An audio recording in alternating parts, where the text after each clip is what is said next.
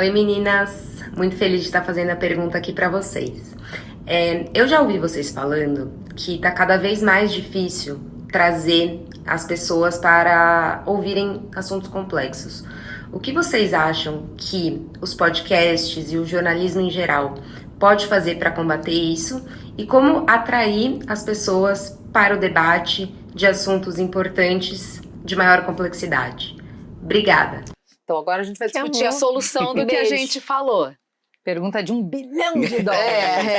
Olha, de novo, né? Não tem resposta fácil. Quando a gente fala sobre como a gente vai atrair as pessoas para essas conversas, as pessoas são muitas pessoas. Quais pessoas? Claro. Tá. Para qual conversa? Então, a minha filha vai fazer 15 anos, ela não ouve o Mamilos. Não? Não, é minha mãe. Aham. Ela ouve o assunto.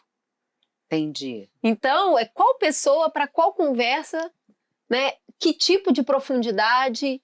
Isso é uma coisa que a gente perde muito a perspectiva do que é profundidade. Porque o que é raso para você pode ser profundo para mim. Depende de onde eu estou no assunto. Verdade. Então, eu lembro uma vez que um ouvinte, há muitos anos atrás, ele falou: putz, eu gostei muito do programa, mas eu não entendi quem é esse tal de Sísifo que vocês falaram várias vezes. Aham. Para ele, Essa referência Não pegou. Não pegou. Claro. então assim, a conversa foi profunda, foi rasa, para quem? Por quê? Aham. Então, eu acho que, independente do para quem a gente está falando, você tem que ter um objetivo com a conversa que você está propondo. Se o seu objetivo e a gente sempre faz isso nos programas, a gente quer que as pessoas saiam daqui pensando o quê? Uhum. Né? E no nosso caso, a gente sempre quer que a pessoa saia falando assim, isso é mais complexo do que eu imaginava. Uhum. Eu nunca tinha pensado por este ponto de vista. Uhum. Então, a nossa tarefa é suscitar curiosidade, Uhum. é instigar um pensamento E reflexivo. você vai atrair quem já tem interesse por ter esse pensamento. Os né? ouvintes do Mamilos são pessoas que têm um perfil de curiosos. É isso. São aquelas pessoas que não se cansam de estudar, que são curiosas sobre o mundo. As pessoas que têm certezas não vão ouvir esse programa, porque ele é incômodo demais. Né? Então, aquele que é o curioso, e isso não tem a ver com faixa etária, não tem a ver com classe social, isso não tem a ver com gênero. Pessoas mais curiosas gostam de assuntos que vão suscitar a curiosidade delas. Porque são influenciadores no seu meio. É aquele que gosta de chegar e falar: meu filho é muito Você isso. viu isso? Você sabia que... Uhum. Aham. E aí já soltam uma Aham, pérola. aham, aham. Então, tem que entender o que é esse lugar. Agora, a gente está numa época, a gente virou trabalhador precarizado de plataforma, né?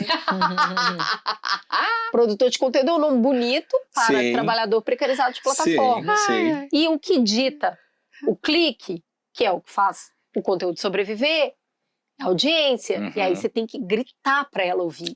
Uhum. Só que cada vez você grita mais alto para que ela ouça. E aí fica mais complexo para quem está do lado de lá escutando berro de todo lado e para você que está descaracterizando o seu conteúdo para conseguir falar numa altura que essa pessoa te ouça. A gente está num jogo que não é sobre o Rivo News, não é sobre o Mamilos, é sobre a cultura que a gente está vivendo nesse momento. Esse jogo é maior do que como eu, como produtor de conteúdo, posso. Uhum. Acho que a gente tem que entender como nós, como sociedade, queremos entender melhor o mundo e consumir mais conteúdo. Porque não pode esquecer que as plataformas existem não para te informar, não para promover bons diálogos, elas existem para vender produtos. Então elas são otimizadas para isso, a lógica tá feita para isso. E por isso que reforçam as tuas convicções, né? Exatamente, e por isso que vai dar mais clique o que é mais inflamado. Perfeito. Porque te gera ou paixão, ou raiva, ou ressentimento, mas afetos carregados, né? E isso informa todo o mercado de para onde você tem que colocar o conteúdo. E a gente, há 10 anos, por causa do planejamento, a gente muda muito o Mamilos, muda muito o formato, mas a gente nunca muda a direção. O planejamento é o mesmo. Vocês não gritam. Não.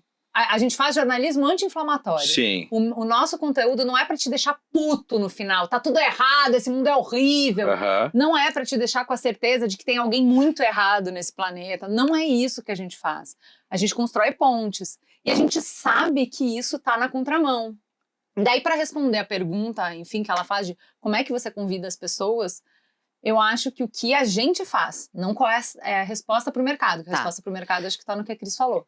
O que a gente faz é pregar no deserto. E o Bial falou pra gente uma coisa linda, que é pregar no deserto é negar o deserto. Porque se você tá no deserto, ele não é mais um deserto.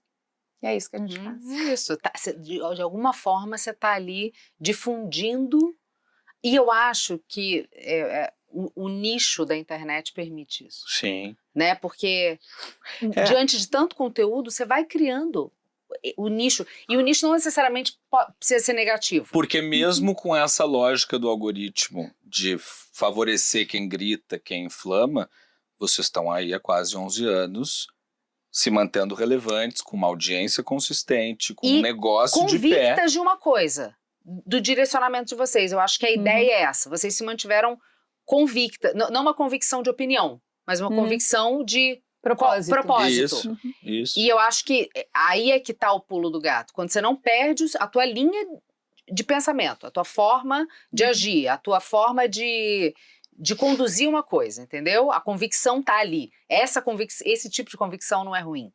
Porque é o que te mantém num trilho, né? Rumo a algum lugar.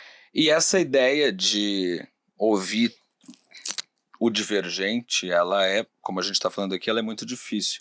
Qual que é a linha de corte de vocês na hora de convidar alguém para fazer uma conversa no Mamilos? Aqui a gente tem um critério muito simples, que é a pessoa não pode incorrer em crime. Se a pessoa publicamente incorre em crime, a gente não chama. Mas a gente já chamou pessoas que são bem extremadas em determinadas opiniões e fomos bastante criticados por isso. Porque é muito difícil também você definir, né, o limite entre o contraditório legítimo e o que é cumplicidade. Eu acho boa essa discussão. Olha, de novo tá ligado ao propósito. Se eu faço um conteúdo anti-inflamatório, se eu chamar alguém que grita, inflama e propaga, eu tô indo contra o meu princípio. Então, a linha de corte nem é minha, é do princípio do projeto. E tá respaldado nisso, uma coisa que pra gente é muito importante, que é nós convidamos pessoas que acreditam ou compactuam na Carta de Direitos Humanos. Então não pode sentar na nossa mesa que emprega nenhum tipo de eliminação. Perfeito. A gente não elimina ninguém. Perfeito. Nem se a gente tiver um inimigo em comum, a gente vai eliminar. É não eliminatório. É como que a gente convive com essa pessoa que eu detesto. Certo. Então isso já ajuda bastante a filtrar quem vai sentar. Precisam sentar pessoas, como a gente está tentando entender o contemporâneo, a gente precisa trazer pessoas propositivas. Então precisam ser pessoas que estão com um pensamento que, beleza, se eu não vou inflamar ninguém, se eu não vou eliminar ninguém, beleza, pode sentar no Mamilos. Ou, que eu acho que tem uma coisa que não se nega a realidade. Perfeito. Que estamos em plena pandemia, uma discussão muito relevante devemos voltar às escolas ou não? É único na história. Não existe paralelo para essa situação. Ninguém sabe, a nossa geração não viveu isso. Ninguém sabe. Então, assim, primeiro, é muito importante, tem um impacto gigante e não há resposta. O ministro do MEC tem lugar na mesa? Não, que ele é bolsonarista, ele é negacionista. Bom, amor! Aí fica difícil. Tá resolvendo as coisas. Entendeu? Isso é uma você coisa... não pode, eu não tô falando concordar, mas você não pode dialogar com a pessoa que tem a caneta na mão? Aí tá complicado, né? Que é a frase do ministro Barroso, que eu sempre trago também. Complicado. A gente não tem como conversar com quem não vive no mesmo universo fático que a gente. É isso. Né? É isso. É uma linha de corte difícil. Eu acho ela bem mais complexa. Porque a gente está vivendo em universos paralelos. O fato da gente não compactuar mais na mesma memória faz com que você tenha convicção de uma coisa e eu convicção de outra. Eu preciso achar um ponto de conexão para a gente poder conversar. Em algum lugar a gente vai se conectar. Então, eu não te olhar com uma visão única. É claro, a gente está fazendo uma conversa técnica. Então, a linha de corte vai ser o que o Mamilos acha que é realidade. Certo. Mas eu sei que não é a única realidade. Mas é difícil. Entende? Isso, né? Quando as pessoas falam assim, mas como é que vocês conseguem escutar isso? Uhum. É que não é sobre mim. Eu Aham. não sou o centro do mundo. Não existe. E representa uma galera. Isso, Claro. Bom, a realidade se impõe, pra mim é isso, assim, ó. A gente gravou alguns programas sobre isso pós-Bolsonaro, que é assim, gente, eles existem, eles têm força, assim, até por um princípio democrático, se tem que sentar e conversar. Claro. Não, mas eles negam isso que tá bom, então você vai Vamos matar todos eles? É isso. Porque se não vai matar todos eles, você vai ter que sentar e conversar. É o que temos. Aham. É o que temos. Não tem outra ferramenta, entendeu? E quando o diálogo não transforma? Quer dizer, como que você lida com a frustração de ter uma conversa cujo objetivo é ampliar os horizontes e você percebe, ou pelo retorno do público, ou às vezes na própria conversa a gente sabe que ela não está rendendo como a gente gostaria. Como que vocês lidam com essa frustração? Porque vocês têm uma missão. Mas uma conversa sempre transforma. Teve algum. Não existe. É. Qual tipo de transformação? Certo. É. É aquilo que a gente estava falando É que no a gente início, não né? precisa que ninguém mude de ideia, não é sobre isso. Não é sobre mudar de ideia. Não. Transformar, se eu te deixei incomodado, eu transformei. Claro. Se você saiu mais convicto, eu transformei. Aham. A conversa é improdutiva quando eu não te levo A nenhuma. lugar nenhum. Nenhuma Mas aí você informação não senta na nossa nenhum mesa uma lugar. pessoa que vai fazer Vocês não se isso. propõem a esse tipo de diálogo. A conversa não tem que ser modificadora. Aham. Ela precisa ser ampliadora. Se você aprendeu qualquer coisa, se você aprendeu numa conversa sobre economia quem é Sísifo, você saiu transformado. Com certeza. Nem Uma que conversa seja sempre transforma. num único Certo. ponto, num único aspecto. Te transforma. Né? A conversa ela te atravessa e algo fica em você. A gente é filtro. Então ela vai te atravessar, algo vai ficar. O que você vai Quando fazer você com se isso, aí eu permite. não tenho poder. Claro. Aí já é da Quando você natureza se permite ser individual. permeável Mas pra isso, né? Acho Mas que até impactado quando você você é. nega. Quando É. você nega a conversa, você também tá... Você Tá se carrega ela com movimentar. você. Quanto mais você nega a conversa, É, mais ela caminha com você. com certeza. Mais você dialoga com ela em outras situações, até porque você quer provar que ela tá errada. Então você vai carregar ela no bolso. Aham. E quando você se deparar E com uma aí você fica situação, você fala, falando. tá vendo? Por isso que eu não acredito no que você falou. Porque, ó, então você carrega. Ela Tem te gente que transformou, você tá manda andando com ela.